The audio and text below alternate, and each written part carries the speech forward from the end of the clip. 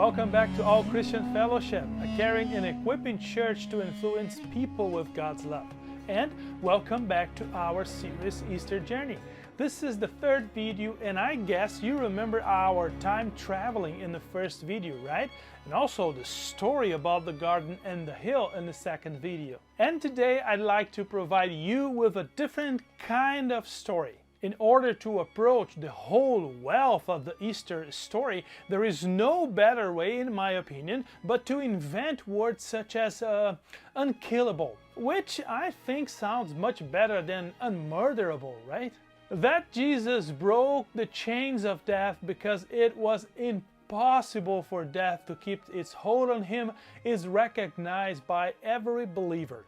That Jesus was with God and was God in the most distant beginning of time and space, no disciple doubts. That Jesus is the Alpha and the Omega, who is and who was and who is to come, is professed by true worshippers with absolute assurance.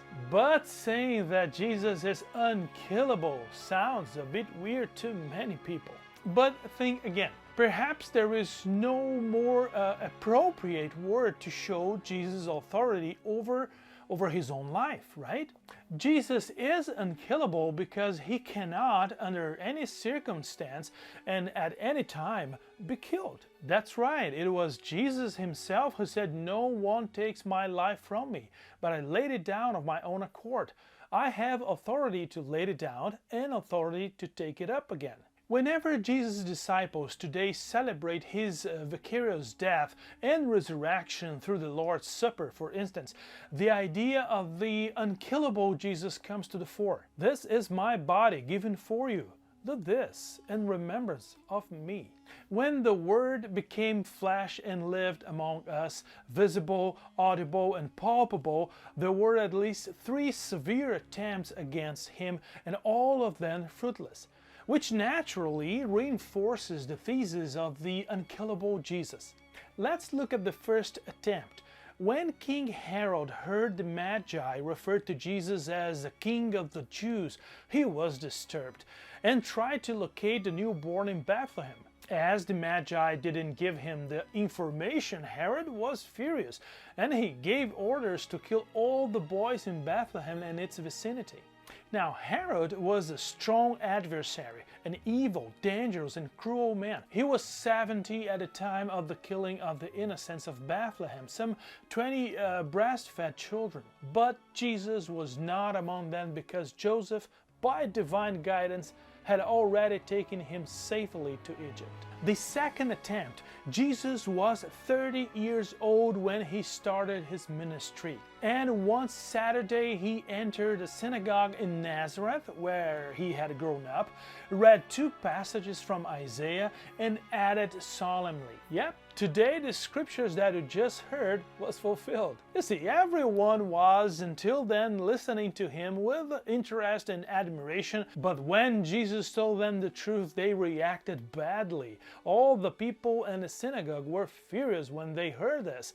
They got up, drove him out of the town, and took him to the brow of the hill on which the town was built, in order to throw him off the cliff. Jesus' attitude was risky. He was among angry people and in a dangerous place. However, he was not harmed, as Jesus, strangely enough, walked right through the crowd and went on his way.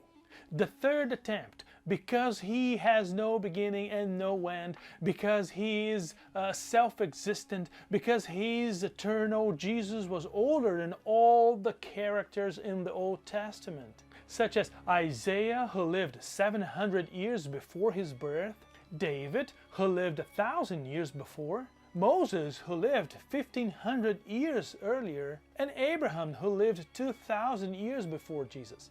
This means that Jesus did not lie or blaspheme in declaring in all simplicity and clarity, "Very truly I tell you, before Abraham was born, I am." In fact, Jesus emphasized this by using the divine title "I am" or "I exist."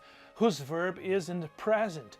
And with this name, God introduced himself to Moses when he commissioned him to take the people of Israel out of Egypt. But because they didn't recognize Jesus as God in human form, the people didn't believe in him and thought that he was blaspheming God's holy name. Okay, but what happened on that Friday then? Didn't Jesus die?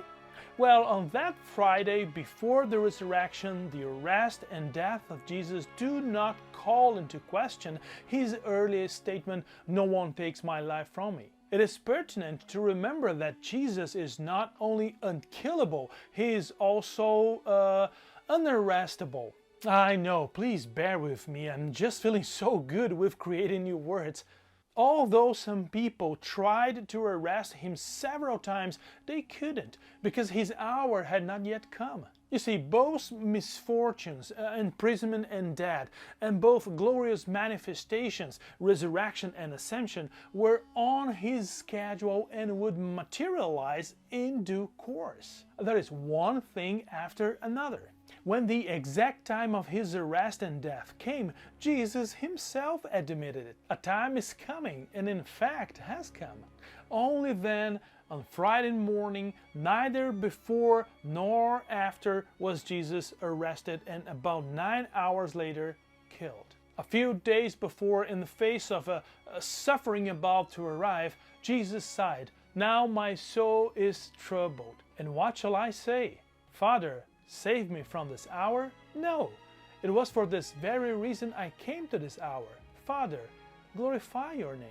Amid the Passion events, there are at least two more pieces of evidence that Jesus is indeed unkillable.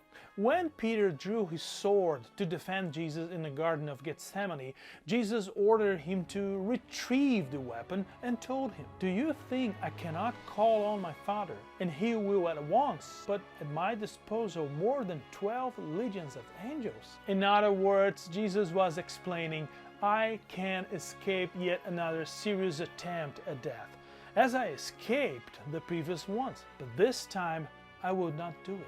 Also, when Pilate blundered by telling Jesus that as Roman governor he had the power to free or crucify him, Jesus responded promptly, "You will have no power over me if it were not given to you from above." What does all this mean for your life? Well, this is none other than the indescribable generosity of God. And please don't think that because of his dual nature, human and divine, Jesus' renunciation of using his unlimited authority and extraordinary favor and freedom in life was made easier. No.